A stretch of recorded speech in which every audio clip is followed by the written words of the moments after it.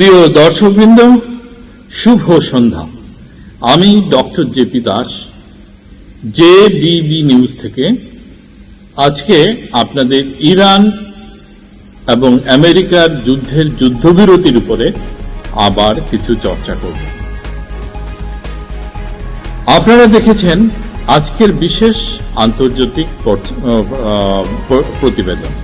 আজকের সবচেয়ে গুরুত্বপূর্ণ বিষয়, বিশ্বের অন্যতম বিপজ্জনক উত্তেজনা কেন্দ্র যুক্তরাষ্ট্র ইরান যুদ্ধবিরতি, যা একবার শান্তির সম্ভাবনা তৈরি করেছিল, এখনোই একটা ভেঙে পড়ার মুখে। চলুন শুরু করি বর্তমান পরিস্থিতি দিয়ে। কিছুদিন আগেই যুক্তরাষ্ট্র এবং ইরান একটা অস্থায়ী 2 সপ্তাহের যুদ্ধবিরতিতে সম্মত হয়েছিল, যা সম্ভব হয় পাকিস্তানের মধ্যস্থতায়। এটা সম্ভব হয়েছিল। এতে বিশ্বজুড়ে কিছুটা স্বস্তির নিঃশ্বাস ফেলেছিল। এখন সেই পরিস্থিতি দ্রুত বদলে যাচ্ছে। ইসলামাবাদে প্রায় 21 ঘন্টার দীর্ঘ আলোচনা সম্পূর্ণ ব্যর্থ হয়েছে। কোনো চূড়ান্ত চুক্তি ছাড়াই 2 পক্ষ ফিরে গেছে। ইরান এখন নতুন করে আলোচনায় বসতে অস্বীকার করছে।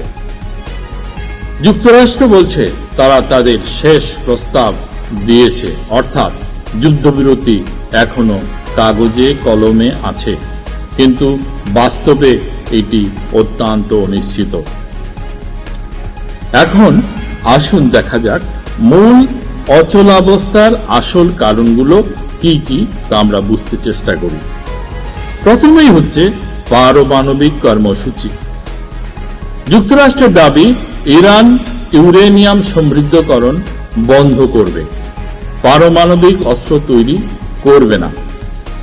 ইরানের অবস্থান, তাদের কর্মসূচি সম্পূর্ণ শান্তিপূর্ণ, এটি কোনোভাবেই বন্ধ করা যাবে না।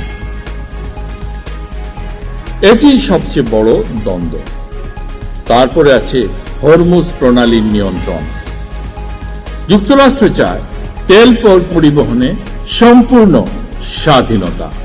ইরান চায় তারা এই প্রণালী নিয়ন্ত্রণ করবে, প্রয়োজনে টোলও নিতে পারে। বিশ্বের প্রায় 20% তেল এই পথ দিয়ে যায়, তাই এটা অত্যন্ত গুরুত্বপূর্ণ। এইবার নিষেধাজ্ঞা এবং বনাম এটার আঞ্চলিক প্রভাব কি হবে সেটা নিয়ে আলোচনা করা যাক। ইরানের দাবি সব অর্থনৈতিক নিষেধাজ্ঞা তুলে নিতে হবে, তাদের আটকে থাকা সম্পদ ফেরত দিতে হবে। যুক্তরাষ্ট্রের দাবি ইরানকে মধ্যপ্রাচ্যের প্রভাব কমাতে হবে। সহজ ভাষায় ইরান চায় অর্থনৈতিক স্বাধীনতা, যুক্তরাষ্ট্র চায় নিরাপত্তা নিশ্চয়তা করা। তাহলে এই যুদ্ধবিরতি কি টিকবে? সবচেয়ে বড় প্রশ্ন, এই যুদ্ধবিরতি কি টিকে থাকবে বর্তমান পরিস্থিতি অনুযায়ী? এটি দীর্ঘমেয়াদে টিকে থাকার সম্ভাবনা খুবই কম, কারণ আলোচনা ভেঙে গেছে। ইরান নতুন আলোচনায় বসতে আগ্রহী নয়। যুক্তরাষ্ট্র চাপ বাড়াচ্ছে, সামরিক প্রস্তুতি আবার জোরদার হচ্ছে। অর্থাৎ এটি এখন অস্থায়ী যুদ্ধবিরতি, স্থায়ী সমাধান নয়। যুদ্ধবিরতি ভেঙে গেলে কি হবে? এই যুদ্ধবিরতি যদি ভেঙে যায় তাহলে বিশ্বে কি এটার প্রভাব পড়তে পারে? এতে বিশ্বের তেলের দামের উপরে অবশ্যই ভীষণভাবে প্রভাব পড়বে এবং পৃথিবী জুড়ে একটা অর্থনৈতিক সংকট দেখা দেবে। হরমুজ প্রণালী বন্ধ হয়ে যেতে পারে, তেলের দাম বেড়ে যেতে পারে 120 থেকে $150 প্রতি ব্যারেল। ভারত সহ অন্যান্য দেশের অর্থনীতি ভীষণভাবে চাপে পড়বে এবং এতে করে একটা বিশাল বড় আঞ্চলিক যুদ্ধের সৃষ্টি হতে পারে। ইসরায়েল হিজবুল্লাহ সংঘর্ষ আরও বেড়ে যেতে পারে। উপসাগরীয় দেশগুলো এতে জড়িয়ে পড়তে পারে। পুরো মধ্যপ্রাচ্যে যুদ্ধ ছড়িয়ে পড়তে পারে।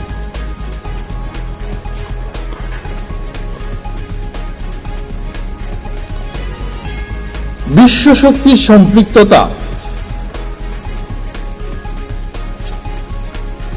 রাশিয়া ও চীন ইরানকে সমর্থন করতে পারে।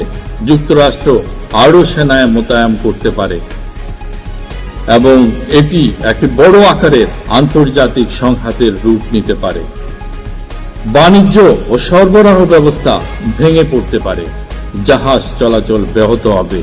বিশ্ববাজারে অস্থিরতা তৈরি হবে। সরবরাহ চেইন ভেঙে পড়বে। আসুন এটা কৌশলগত বিশ্লেষণ করা যায়। চলুন দেখি কার শক্তি কোথায়। যুক্তরাষ্ট্র তার শক্তিশালী সামরিক বাহিনী এবং বিশ্বব্যাপী মিত্র দেশ।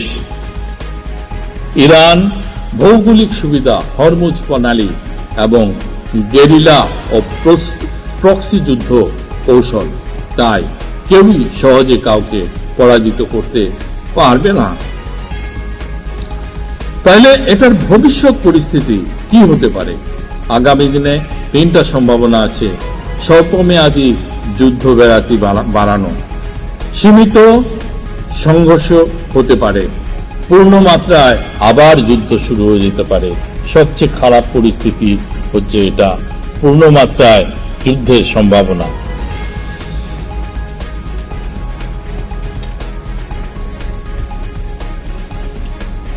বিশ্ব এখন একটা অনিশ্চিত রাস্তার মোড়ের মধ্যে দাঁড়িয়ে আছে। একটি দুর্বল যুদ্ধবিরতি, একটা অমীমাংসিত দাবি এবং বাড়তে থাকা অবিশ্বাস। এতে কূটনীতি কি জয়ী হবে নাকি আবার জ্বলে উঠবে যুদ্ধের আগুন? সবাই দেবে তার উত্তর। শেষ কথা হচ্ছে, আপনারা দেখছিলেন আজকের আন্তর্জাতিক বিশেষ প্রতিবেদন। সতর্ক থাকুন, সচেতন থাকুন। বন্ধুরা, আমার এই ভিডিও যদি আপনাদের ভালো লেগে থাকে যে দয়া করে একটা লাইক দেবেন, নিচে কমেন্ট বক্সে আপনাদের কমেন্ট লিখে দেবেন এবং বন্ধুদের সাথে এটা শেয়ার করবেন এবং সাবস্ক্রাইব করে দেবেন, যাতে এই ধরনের মূল্যবান আলোচনা ভবিষ্যতেও আমরা আপনাদের কাছে নিয়ে আসতে পারি। ধন্যবাদ।